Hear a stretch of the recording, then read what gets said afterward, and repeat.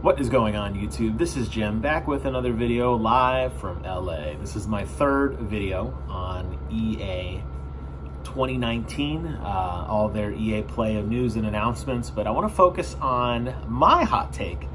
You just got done, hopefully, watching Brent talk about his thoughts on Jedi. I want to give you guys my behind the closed doors encounter, what I saw, what that was like.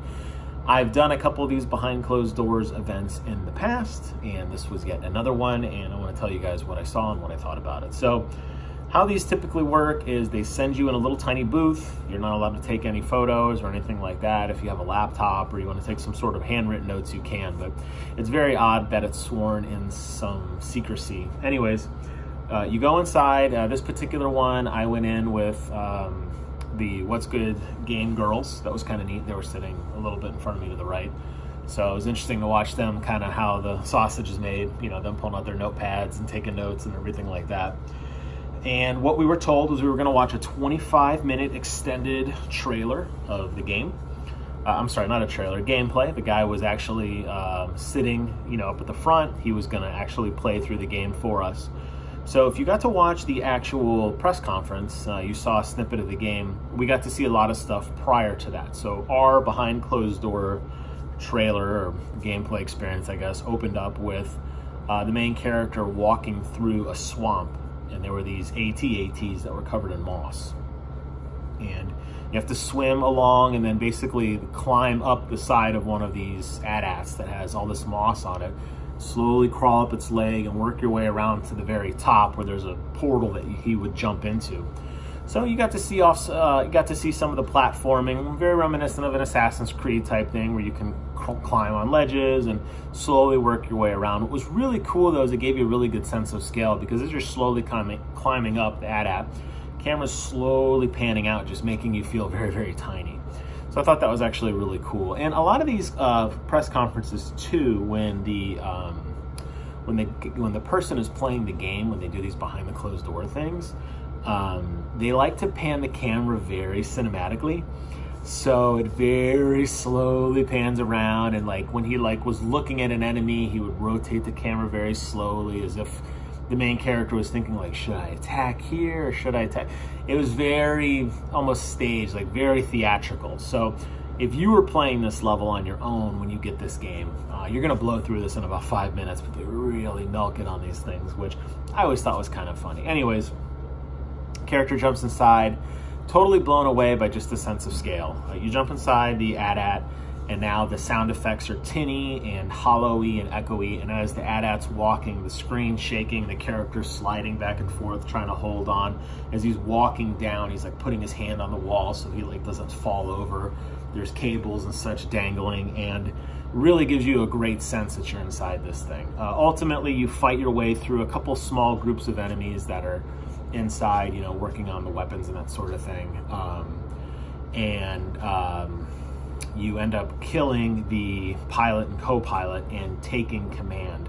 Now, one of the cool things that they didn't really show in the trailer that everybody got to see was that you can control BB to use as like a distraction. So you actually press a button and BB jumped on the dash and was like making lights and sounds, and both enemies looked that way. And I'm curious to see if that is just a prompt thing, or if later on there's going to be more stealthy type elements. Not that there needed to be.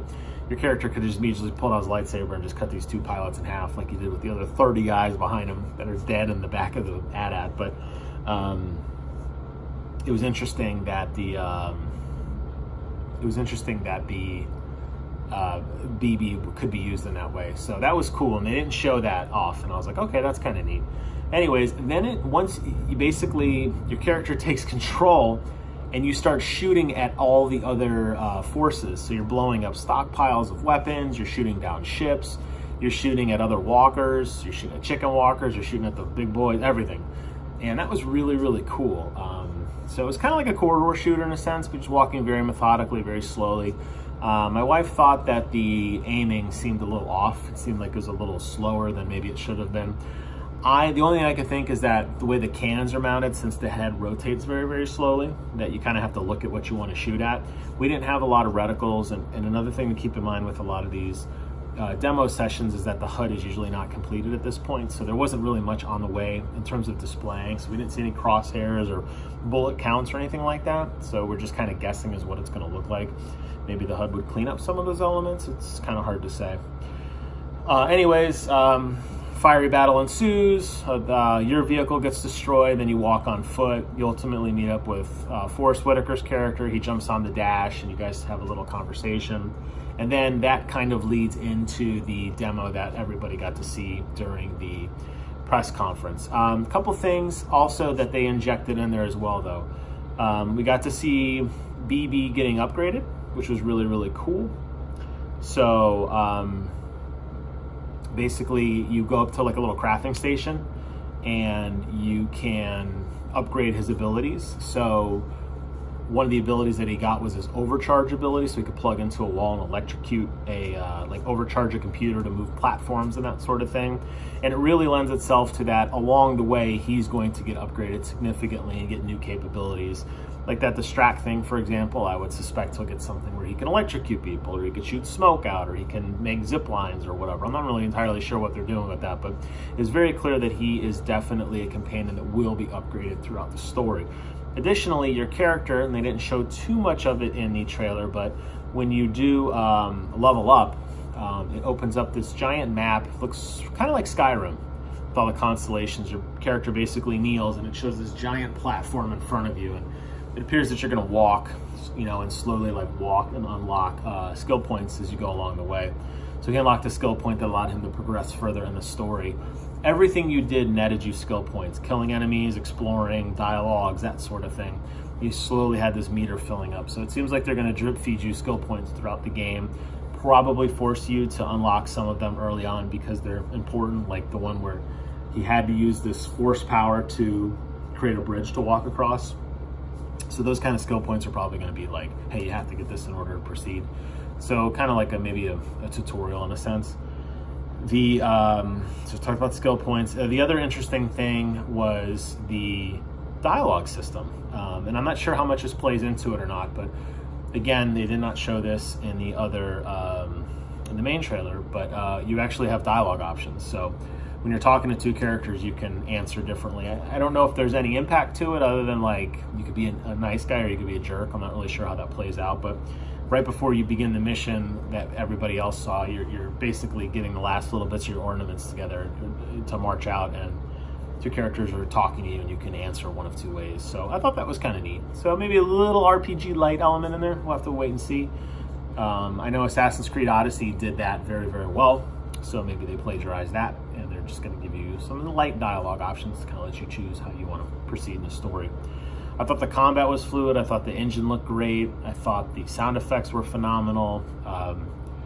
It's nice to see that they're back in form, particularly with some of the combat.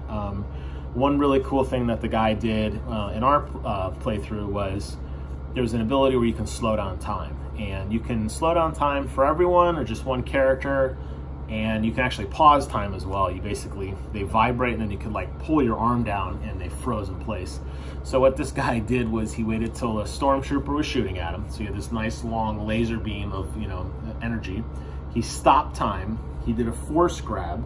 He grabbed the stormtrooper and then he walked over to where the bullet was, lifted his head up and then like let time begin.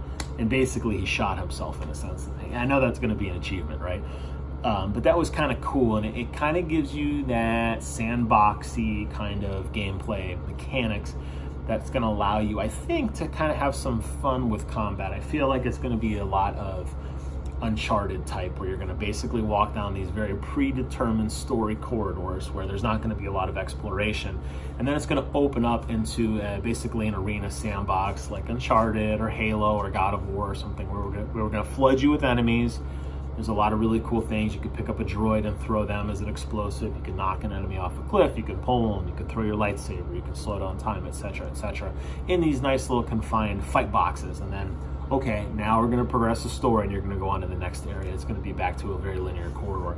And I'm perfectly fine with that. I think that the game really sold me. Not that I don't think it needed to, but I think it really sold me on, this next-gen Star Wars. This is definitely something that we need. And based on the fact that Respawn was injecting their infamous wall run, and that they had some piloting mechanics when you were controlling the AT-AT earlier on, and that you're going to upgrade your companion, and that there's some dialogue systems. I feel like they're dabbling into all these other systems, bringing it under this Star Wars umbrella, and I feel like because of that, I think it's going to be a home run. So I'm very excited for it.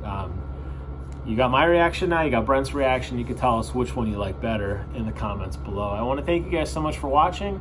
That's going to wrap up my discussions on all things EA Play. Tomorrow, my wife and I are heading to Xbox Fan Fest. We're going to get to see the Microsoft press conference. We're going to go to Bethesda and see their press conference. So expect more content from me in the next few days discussing those things. Hopefully I'll have some good video to show you guys, because really everything at EA was kind of Anyways, hope you guys enjoyed these videos. Thank you so much for watching, and until next time, I will see you guys on the other side.